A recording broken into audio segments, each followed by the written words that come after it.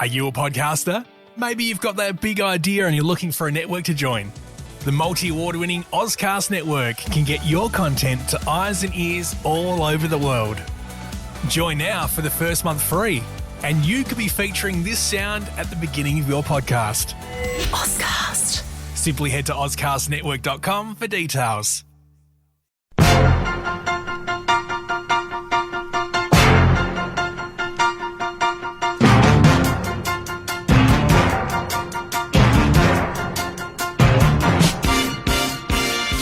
Hi everybody, welcome to the garage. I'm Jeremy Cordeaux. Peter Clayton's behind the camera, and Gary's sitting in. Thank you. Welcome. I've got an audience. Yes, an audience of one today. An audience of one.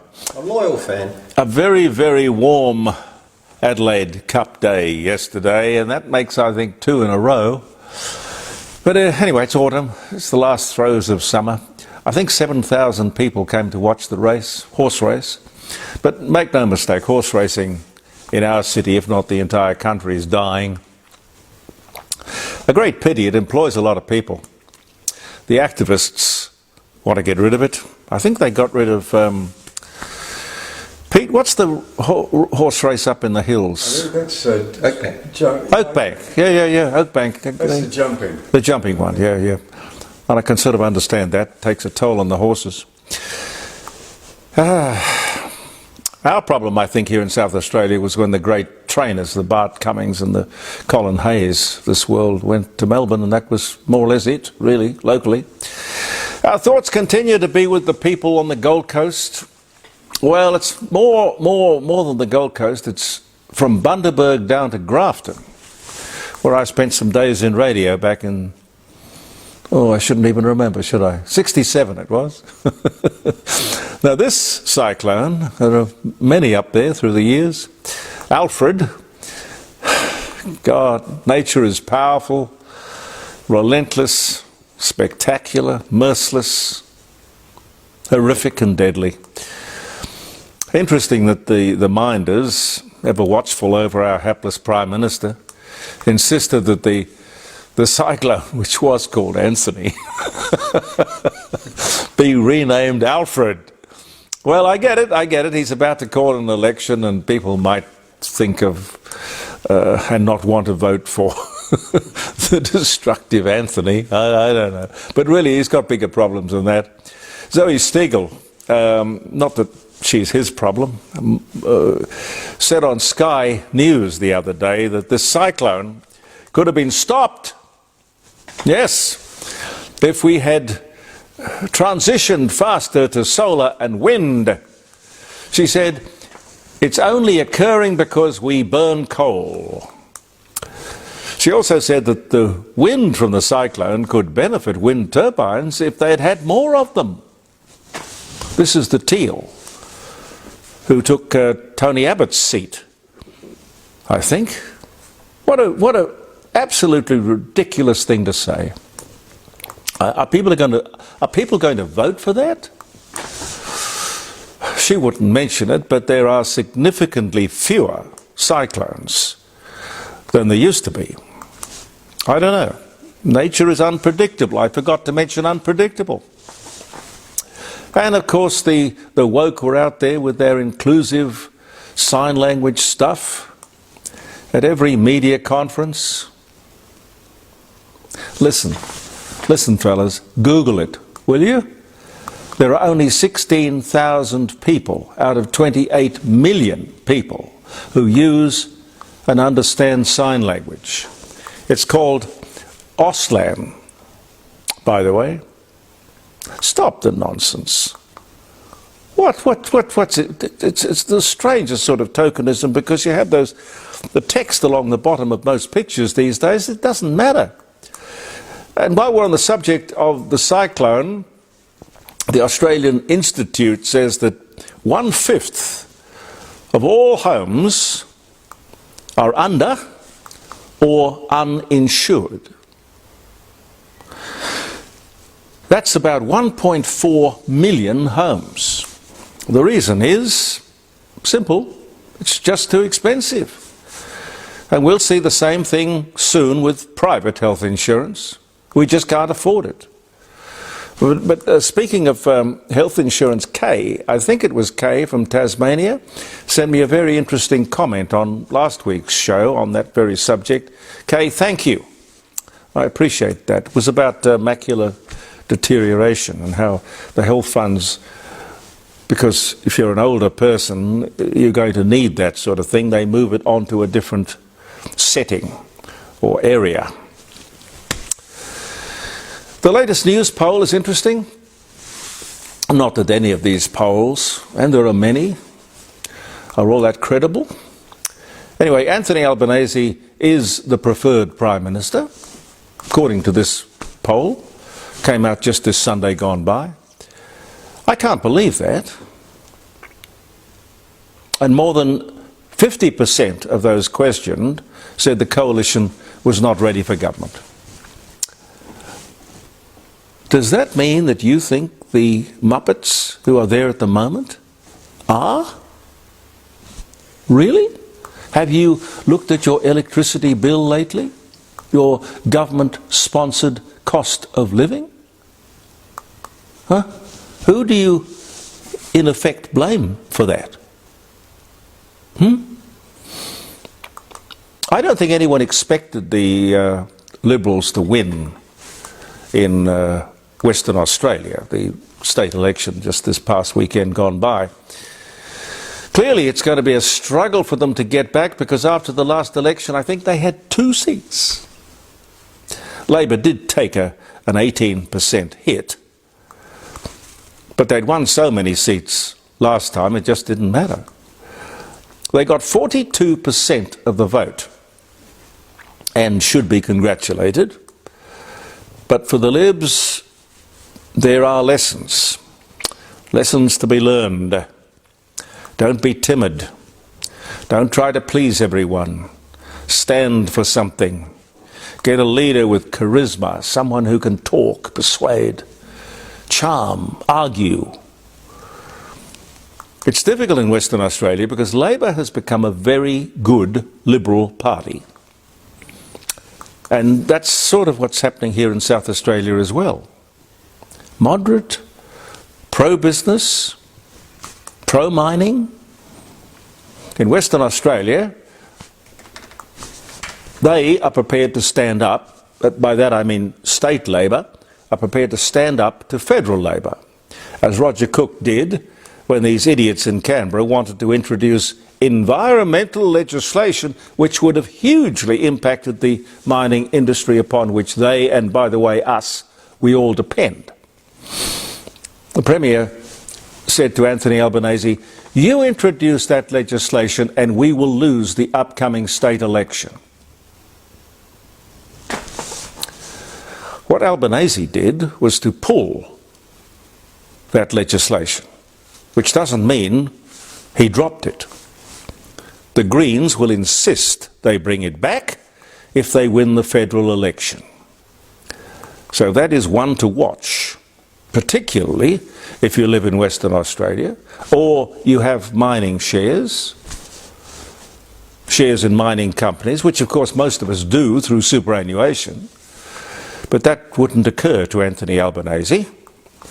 Remember, the only thing we have got going, Anthony, in Australia, is the mining industry, if you hadn't noticed. Speaking of the election, I really believe Peter Dutton is very close to a landslide victory. I don't see a hung parliament. What is the advice that you would like to give him? Any ideas? Any pet projects? I hope he's listening. What's on your wish list? 0491 65 68 60, Friday morning, 9 to 12, live streaming around the dining room table, jeremycordeaux.com. Ring and tell us what's on your wish list. If he would take my advice, here are my suggestions. Let's see. Cancel net zero. Get out of the Paris Climate Agreement.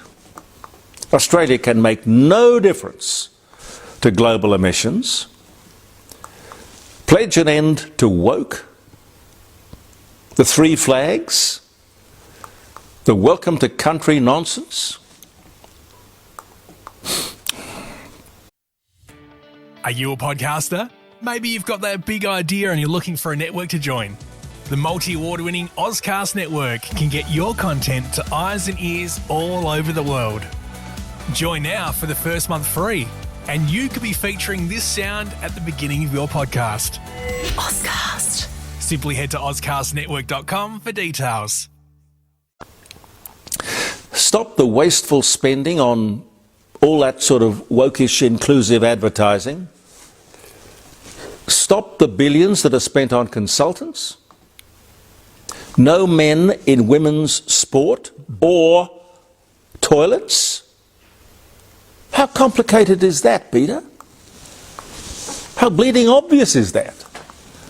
No immigration for 5 years, and then only people who have our values or who are prepared to commit to them. Public servants will be required to return to the office. No, actually, I can't throw that in because I think he's already said that that's what he would do. And here's something else that the opposition should be onto. Stephen writes, I'll make sure I don't misquote him here. Stephen writes, Adam Goods runs a multi-million-dollar company advising on defence contracts. Does he know anything about defence? Stephen says he doesn't. Here's the question. The defence industry has to deal through an Aboriginal company if it wants to win government contracts. Now, if that is true, Stephen, that is shocking, horrific. Why would we allow a situation like that to exist? If the Australian defence industry wants to win government contracts, you know, Bushmasters and stuff like that, they have to work. They must work through an Aboriginal intermediary. Why? Peter Dutton, did you know that? Can you fix that? Will you commit to fixing that? That's bizarre. The Australian War Memorial in Canberra. I've been there. Pete, have you been there? Yes, I love it.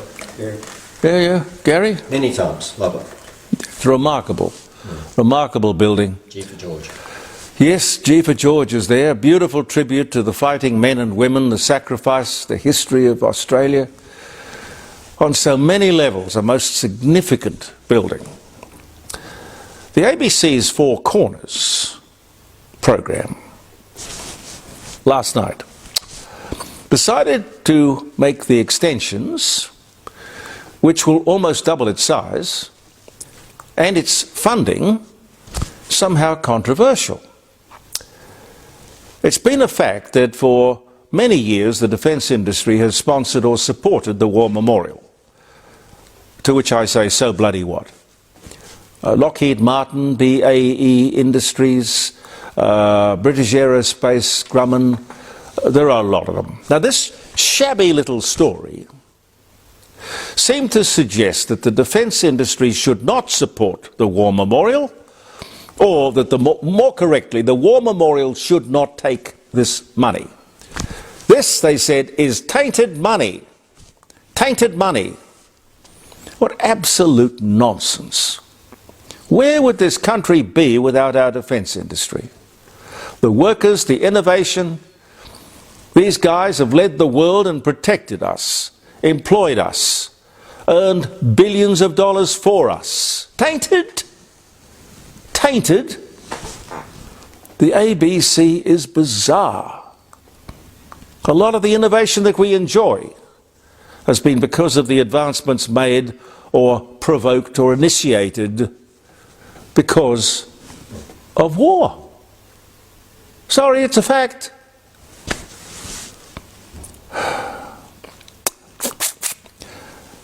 Barry Clark, I don't know if the name rings a bell, we were talking about him around the dining room table. Barry Clark not only had his 15 minutes of fame the other day, but he inspired a nation by tackling that shotgun-carrying 17-year-old who had allegedly tried to board a Jetstar flight from Avalon Airport in Victoria.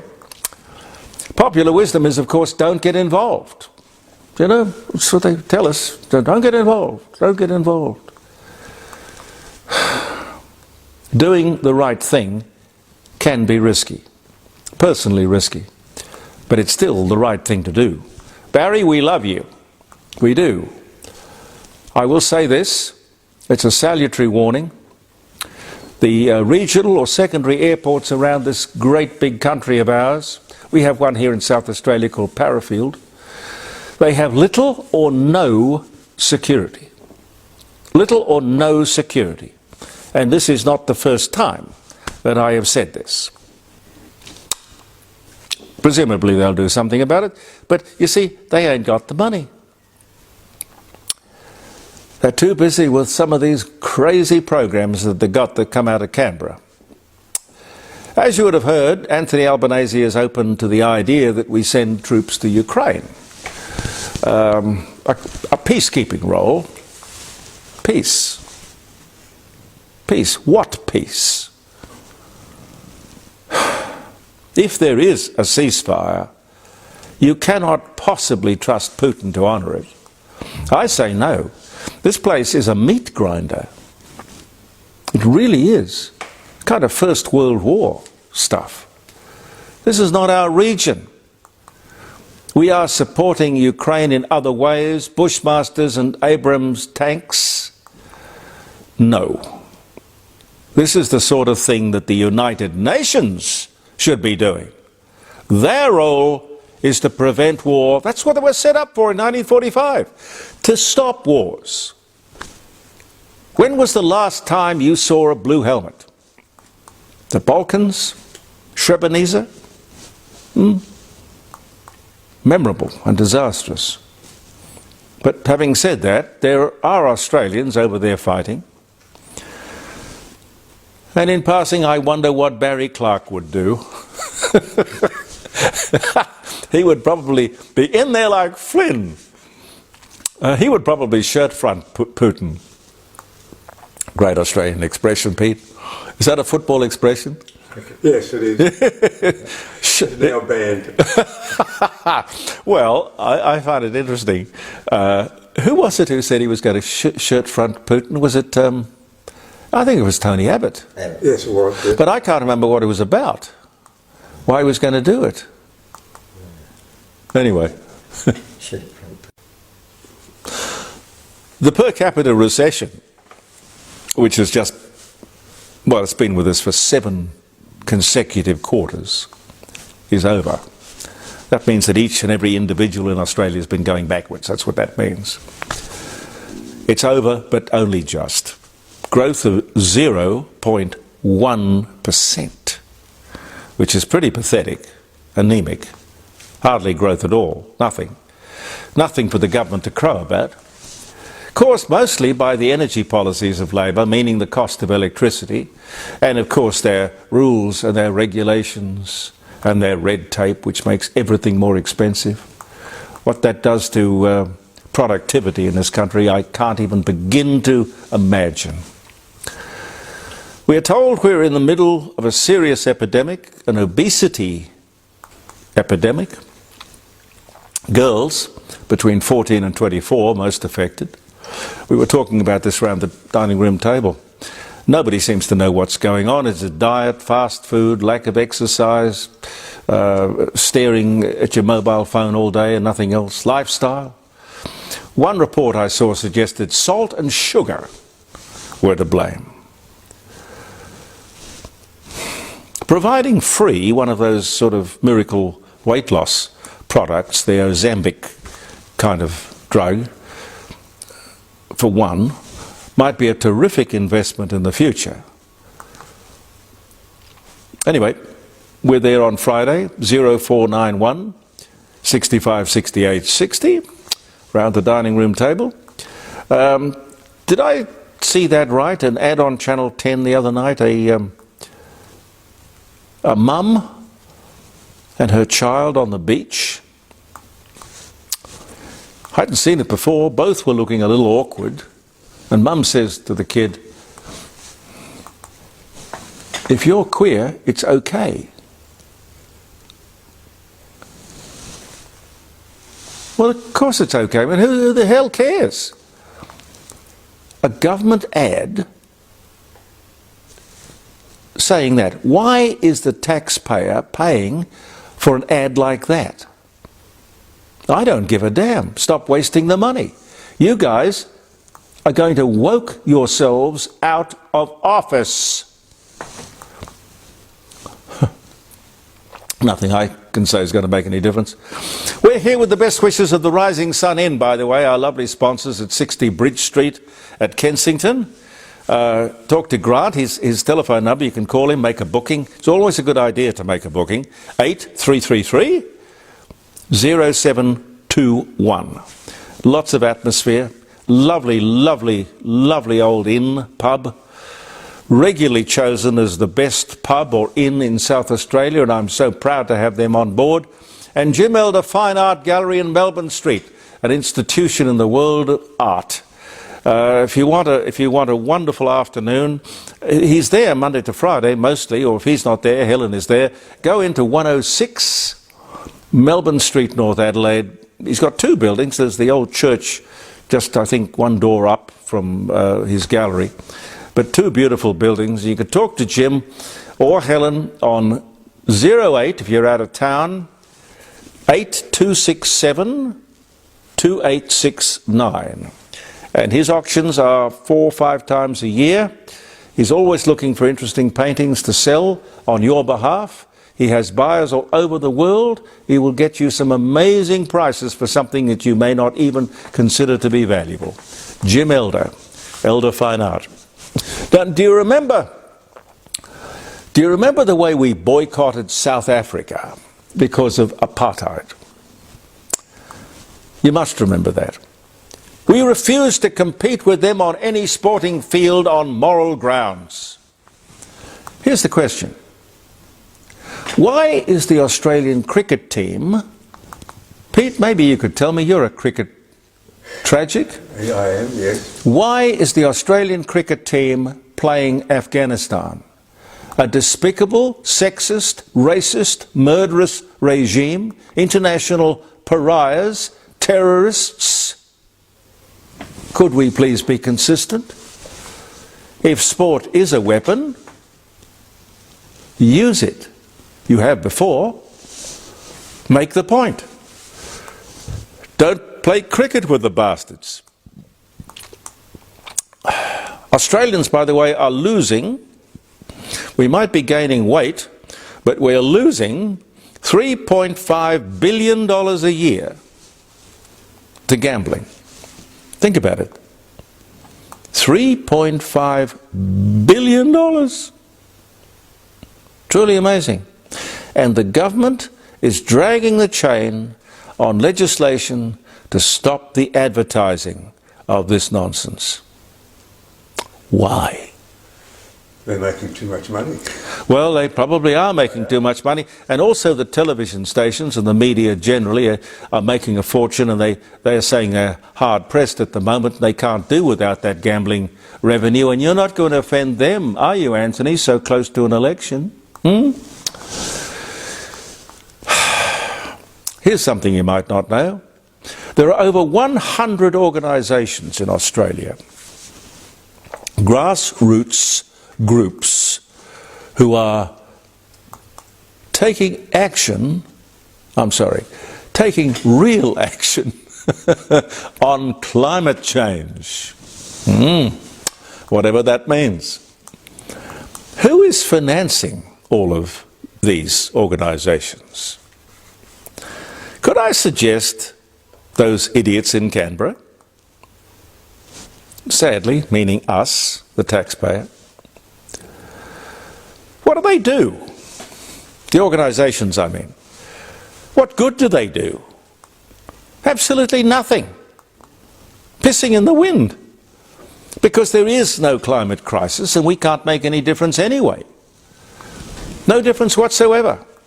And if you Google these organisations, you get a lot of very interesting stuff.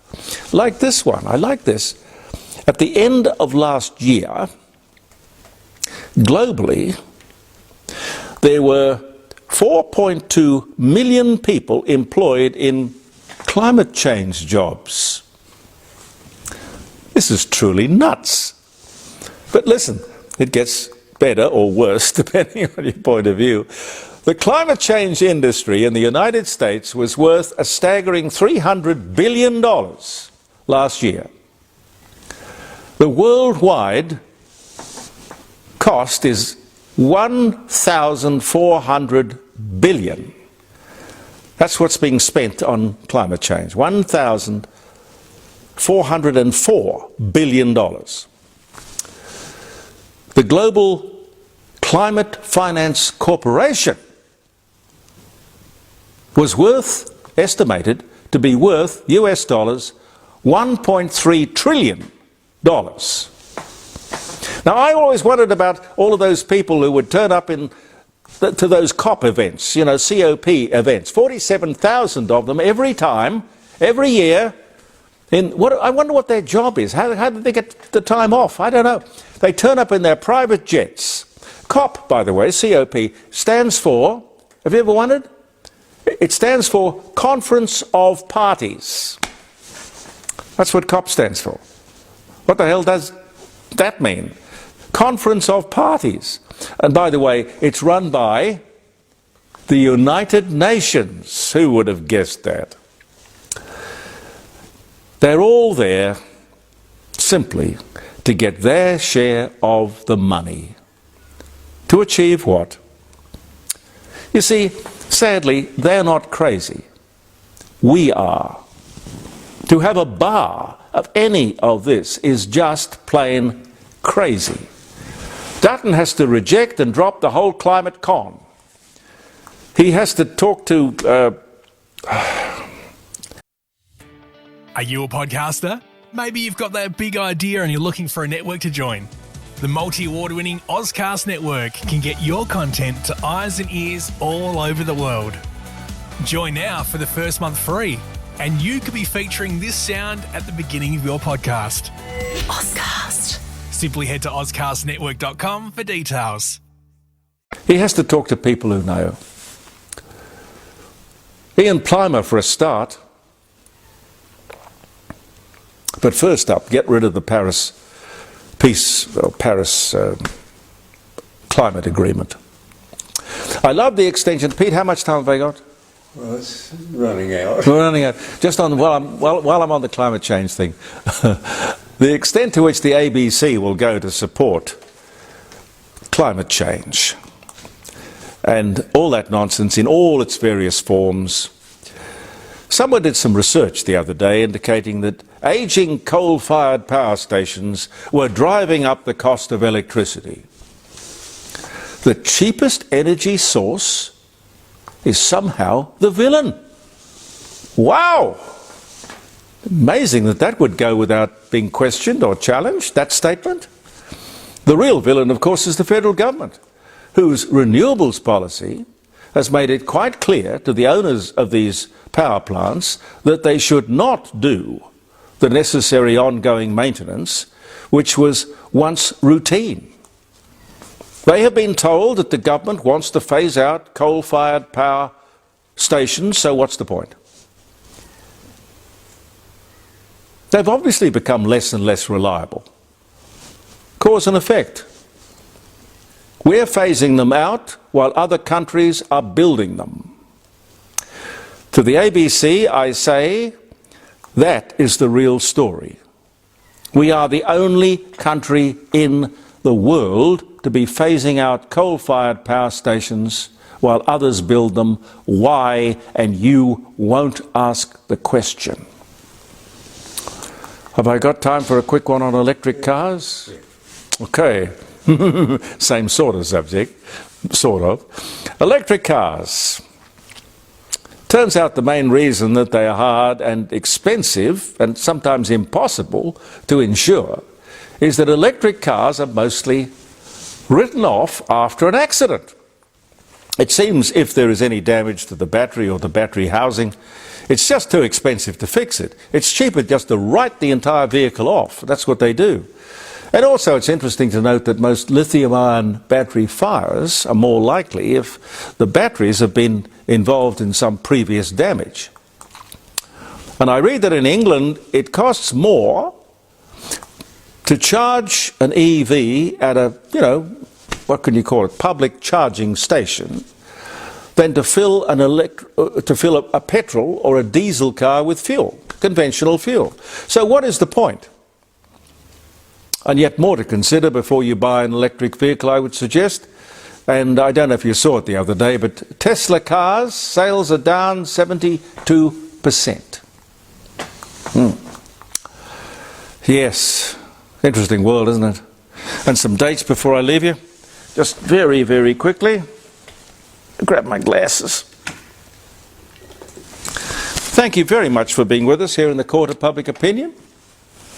In the garage, as we are every Tuesday morning, and thanks to Andy Martin, it's sort of podcast around the place.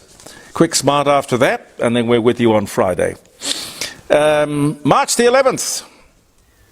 March the 11th. Happy birthday if you're having a birthday or a wedding anniversary. Romeo and Juliet's wedding day. And my son Christopher, who was with us at the table last week, he's playing Romeo at the Fringe production of Romeo and Juliet in 15 minutes. I think even Shakespeare would approve of that. It gets it over quickly. Peter Gers produced it, directs it, hosts it, everything. Very clever, very clever. Anyway, Romeo and Juliet's wedding day, 1302 was the year, apparently. 2020, COVID-19 declared a pandemic by the head of the World Health Organization. I think it probably killed about 5 million people before it was done. Rupert Murdoch. Happy birthday, Rupert. Australian-born American media mogul. New York Post, News of the World, Fox, born Melbourne, Victoria, 1931. I've met him a couple of times. I've interviewed him once. I think of him fondly because, to come out of Adelaide with, nothing and to have built a global empire. I mean, say what you like about him, he's quite a remarkable man. I remember when I was doing the radio program, I've told you this before, when I was doing the radio program on 5DN, his wife, I can't remember her name, his first wife would ring me, because I would do these dates from time to time, even back then, and she would say, don't forget to wish Rupert a happy birthday. Not very often that ex-wives do that. He must have been quite a man. Well, he is quite a man. What is he? How old is he, Pete? 90? Gary? 90? 96. 96. 31. Yeah, wow. 70, 25. Yeah, 96. 96. 95. 1931. It's right there in front of me, but I can't do the sums. Alexander Fleming, Scottish bacteriologist, inventor of penicillin, Nobel Prize winner, 1945, dies of a heart attack at 73. That was 1955. General MacArthur leaves Caracador, Bataan for Australia. It was the I shall return moment, I do believe. 1942. Mikhail Gorbachev replaces Konstantin Shchenko as Soviet leader. That was in 85. Janet Jackson signs a $40 million, Pete, you'd like that, wouldn't you? A $40 million 3-album deal with Virgin Records. Oh, if only. I've never ever owned a Janet Jackson record. I don't think I've ever even heard one, frankly. Richard E. Byrd, American aviator, polar explorer, first to reach both the North Pole and the South Pole, dies at 68. In 1957, he died. British Prince William says the royal family is very much not a racist family. In his first public comments since an interview with his brother Harry that's Harry's wife, Meghan, that was in 1921. Earl Stanley Gardner, American detective writer, Perry Mason, dies at 80. The year was 1970. This was the day. The English auction house Sotheby's holds its first ever auction. It was books, and it was this day in 1744. Oh dear. British pound note ceases to be legal tender, replaced by a £1 coin, 1988. Beatle Paul McCartney is knighted by the Queen on this day in 1997. And there was one here, Caroline's father, where was it? It's here somewhere. This print is very small. 1983, Andrew Peacock becomes the leader of the Federal Liberal Party. This day in 1983. I think he would have been the best Prime Minister we never had. Really? I liked Andrew, the late Andrew Peacock. Thank you very much for being with us. Look forward to your company on Friday around the dining room table. Believe in yourself. Peter Clayton and I will be back. I'm Jeremy Cordeaux. Believe in yourself. And thank you for viewing the Court of Public Opinion.